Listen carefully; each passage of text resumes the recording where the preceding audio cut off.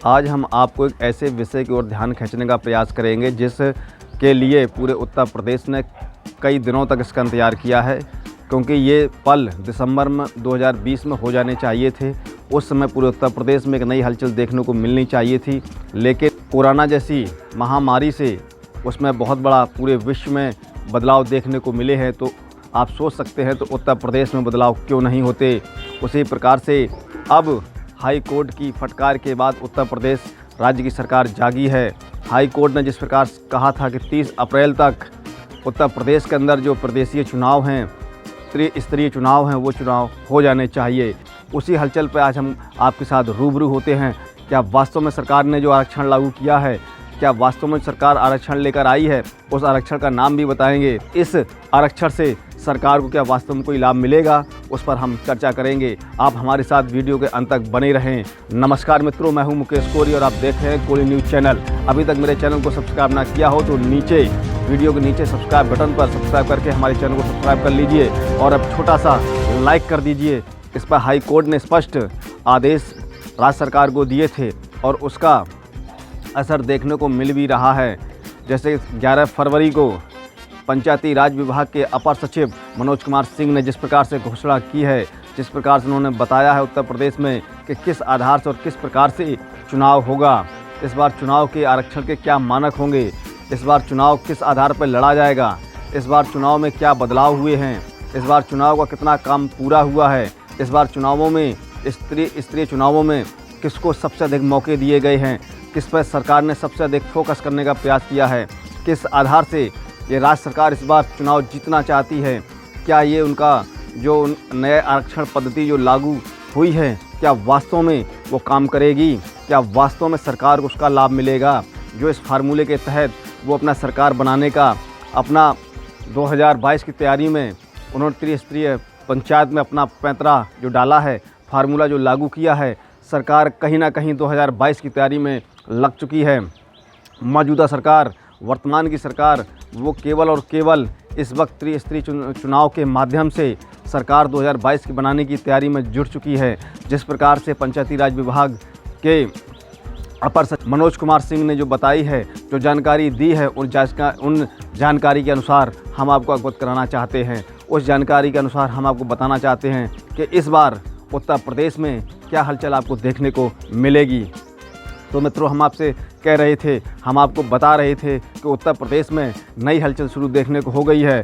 आप किसी भी गांव में चले जाइए, किसी भी क्षेत्र पंचायत में चले जाइए, किसी भी जिला पंचायत की बात करिए, हर जगह केवल और केवल इस बार अपनी चुनावी गोटियां जिसकी जनता समय से इंतज़ार कर रही थी, उसका इंतज़ार हाई कोर्ट ने ख़त्म कर दिया है। उसके आदेश के बाद राज्य सरकार जागी है और क्षेत्रीय चुनाव, प्रधान चुनाव, जिला पंचायत के चुनाव के लिए उन्होंने एक नई आरक्षण पद्धति की लागू की है और उसके अनुसार इस बार उत्तर प्रदेश में बड़े बदलाव देखने को मिल सकते हैं। बड़े बदलाव पर सरकार ने 2022 की अपनी राजनीति के लिए संभावना व्यक्त कर दी है।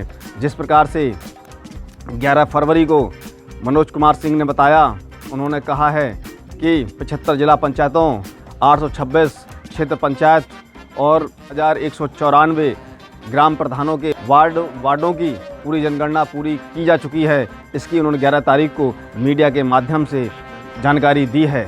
इसमें इस बार पुरानी 2015 या इसके पहले पंचवर्षीय 5 साल के चुनावों को देखते हुए सरकार ने आरक्षण का क्रम बदल दिया है। इस बार चक्रा अनुक्रम के माध्यम से आरक्षण मिलेगा। उन्होंने इस नीति लागू कर दी है।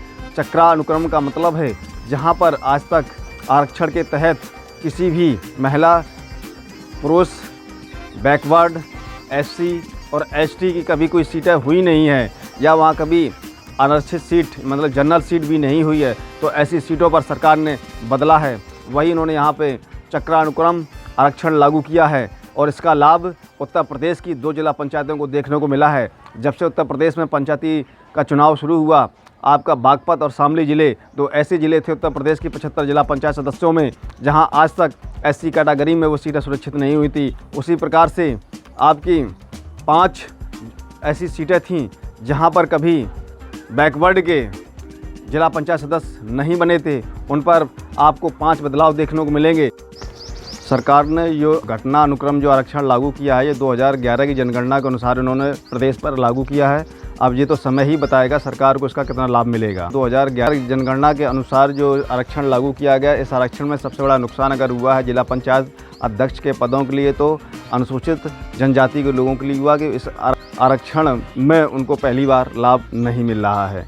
तो अब हम जिलेवार आपको बताएंगे कि कहाँ किसको कितनी सीटें मिली हैं। ज़रा आप ध्यान से सुनिए। आप लोग जो 75 जिला पंचायत अध्यक्ष पूरे उत्तर प्रदेश में बनेंगे, उन 75 जिला पंचायत अध्यक्षों में 25 सीटों पर महिलाओं को वरीयता दी गई है। हाँ जी, 25 सीटों पर इस बार उत्तर प्रदेश में 25 जिला पंचायत अध्यक्ष महिलाएं होंगी जिनको यहाँ वरीयता दी गई है। और उसमें 16 सीटों पर अनुसूचित जाति के लोग चुनाव लड़ेंगे। 16 सीटें SC वर्ग के लिए सुरक्षित की गई हैं। उसी प्रकार से पिछड़ी जाति के लिए, OBC के लिए 75 जिला पंचायत सीटों में से 20 सीटें उनके लिए आरक्षित की गई हैं। और जो सामान्य कैटेगरी है, जो जनरल सीट के अनारक्षित सीटों के लिए 27 सीटें छोड़ी गई हैं। तो इस प्रकार आप देख सकते हैं यहाँ पर जिला पंचायत कोटे में भी महिलाओं को आगे रखा है सरकार ने। अब बात करते हैं ब्लॉक प्रमुख। पूरे उत्तर प्रदेश में 826 ब्लॉक प्रमुख की सीटें हैं। पूरे उत्तर प्रदेश में 806 ब्लॉक प्रमुखों में 300 महिलाओं को ब्लॉक प्रमुख बनाया जाएगा। हाँ जी, 300 महिलाओं को ब्लॉक प्रमुख बनाया जाएगा। और इसमें सामान्य सीटें हैं 427, OBC के लिए आरक्षण इसमें 223 सीटें और SC के लिए 171 सीटें। और यहाँ पर ST के अंतर्गत 5 सीटों पर ST के लोग ब्लॉक प्रमुख बनेंगे। 5 सीटों पर ब्लॉक प्रमुख ST कैटेगरी के बनेंगे। वो कौन सी 5 सीटें हैं वो आपको बताते हैं।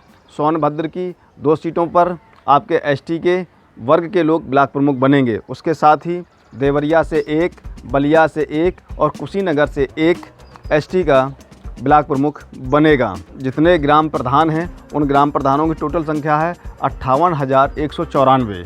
58,194 पूरे उत्तर प्रदेश में प्रधान बनेंगे। और उन प्रधानों में 19,659 महिलाएं यहाँ प्रधान बनेंगी। और साथ ही ST के अंतर्गत 330 महिलाओं को भी ग्राम प्रधान बनाया जाएगा। तो ये था आरक्षण जो मैंने अभी आपको बताया।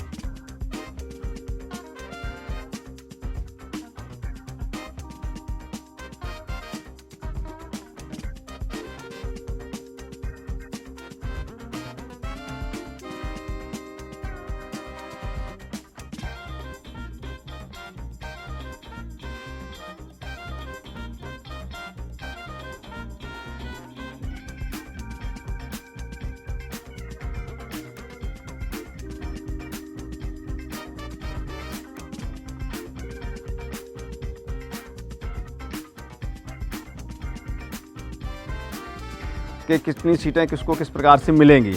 अब जिस प्रकार से पंचायती राज विभाग के अपर सचिव मनोज कुमार सिंह ने बताया है कि ये आरक्षण का जिला पंचायत अध्यक्ष के सीटों का आरक्षण व उनके आवंटन की जानकारी 15 फरवरी को दे दी जाएगी।